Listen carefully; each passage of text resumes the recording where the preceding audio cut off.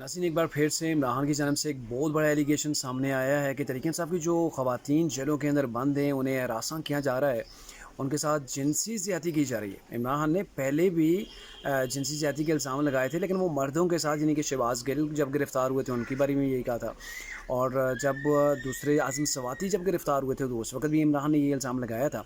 लेकिन अभी जो उनका इल्ज़ाम है उसका न सर है न पाँव है, कुछ भी उसका इनके पास सबूत नहीं। और न ही मुतासरा किसी फैमिली ने अभी तक इसके हवाले से कोई मीडिया से बात की है, या किसी मुतासरा जो खातून है उन्होंने कोई जिक्र किया, ऐसा बिल्कुल भी अभी तक नहीं है। लेकिन इमरान खान अपने इस एलिगेशन के ऊपर बाज़िद हैं और उनकी अपनी एक तहरीक इंसाफ की एक रुकन है जो 23 मई को अडियाला जेल से रिहा हुई हैं, अनम शेख। उनके मुताबिक अडियाला जेल के अंदर उन्हें कंफर्टेबल जोन के अंदर रखा गया, वहाँ राजगी का तो सवाल ही नहीं पैदा होता, ना ही वहाँ पे ऐसा तस्वर है कि ख़वातीन के साथ किसी किस्म की भी जिनसी राजगी होगी।